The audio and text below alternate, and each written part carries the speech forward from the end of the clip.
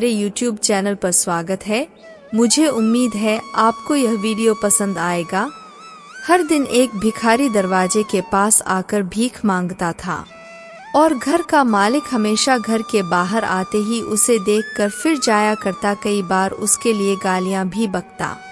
वो कहता, तू जिंदा ही क्यों है? पूरी जिंदगी ऐसे ही भीख मांगेगा क्या? धरती का बोझ क्यों बना बैठा है? और कभी कभी उस भिखारी को गुस्से में वह धक्का भी मार दिया करता। इतना कुछ हो जाने के बावजूद अधिकारी के मुंह से सिर्फ यही निकलता कि भगवान भगवान तुम्हारे पापों को माफ करे। एक बार सेठ को धंधे में बड़ा नुकसान होने की खबर मिली। सेठ बहुत परेशान था कि तभी उसके दरवाजे पर वही भिखारी आया। गुस्से में अपना आपा खोते हुए सेठ ने उस भिखारी को पत्थर दे मारा।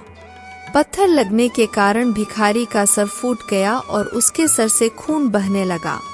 फिर भी दर्द से कराहते हुए भिखारी ने इतना ही कहा, भगवान तुम्हारे पाप को माफ करे।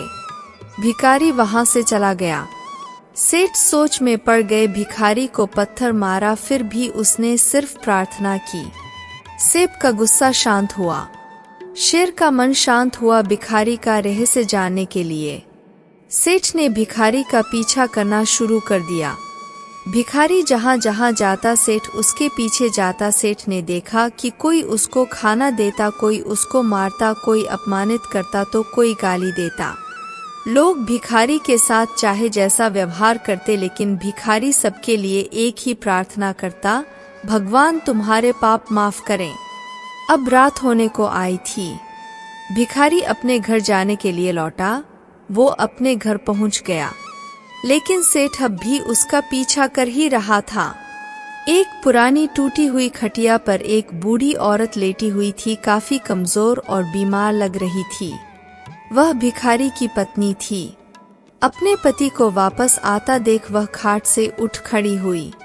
पत्नी ने अपने पति के भीख वाले कटोरे में देखा, उसमें सिर्फ आधी बासी रोटी थी।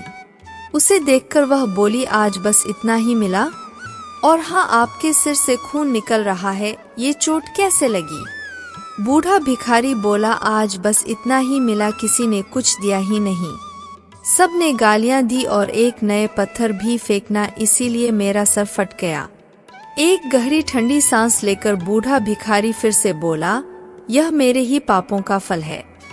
तुम्हें याद है कुछ सालों पहले हम कितने अमीर थे? क्या कुछ नहीं था हमारे पास? हमारे पास हर चीज जरूरत से ज्यादा थी, लेकिन हमने कभी दान नहीं किया। उससे भी बुरा हमने उस अंधे भिखारी के साथ किया जो हमारे द्वार पर भीख मांगने आया करता था। बूढ़ी पत्नी की आंखों में आंसू आ गए। वह बोली, हाँ, हम उस बेचारे अंधे के साथ बहुत बुरा करते थे। उसका अपमान करते थे। उसे खाने के लिए रोटी की जगह कागज दिया करते। उसका मजाक उड़ाया करते और कभी कभी मारा भी करते। मैंने कभी उसको रास्ता नहीं दिखाए। एक बार मैंने उसके मुंह पर मिट्टी भी फेंकी थी। वह हमेशा दुखी होकर यही कहता कि भगवान तुम्हें तुम्हारे किए की सजा देगा। भगवान तुम्हारे पापों की सजा जरूर देगा। उसका श्राप सच हुआ और हम इस दुख भरी जिंदगी में आ गए। भिखारी बोला, हाँ, उसका श्राप सच हुआ, इसलिए मैं किसी को बद्दुआ नहीं देता। चाहे कोई मेरे साथ कैसा भी बर्ताव करे, मैं हमेशा उसके लिए प्रार्थना करता हूँ।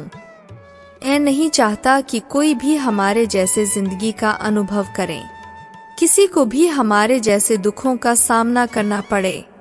वो नहीं जानते कि वह कितना बड़ा पाप कर रहे हैं, इसलिए अनजाने में हुए पाप की ऐसी सजा किसी को भी मिले, मैं नहीं चाहता।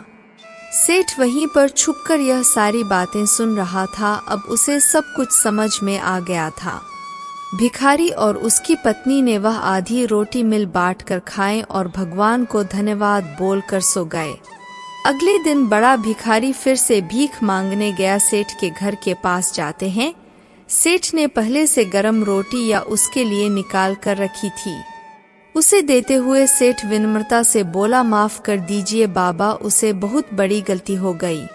बूढ़ा भिखारी बोला, भगवान तेरा भला करे। इतना कहकर वह आगे निकल गया। इस कहानी से जो सीख लेने लायक है वह बड़ी ही सिंपल है कि आदमी चाहे किसी के बारे में बुरा कहे या भला करे, लेकिन भगवान सिर्फ कर्म के हिसाब से उसको फल देता है। क्या हुआ अगर भगवान नहीं दिखता है, लेकिन यह बात बिल्कुल सच है, उसके खाते में सबका हिसाब बहुत बहुत पक्का होता है।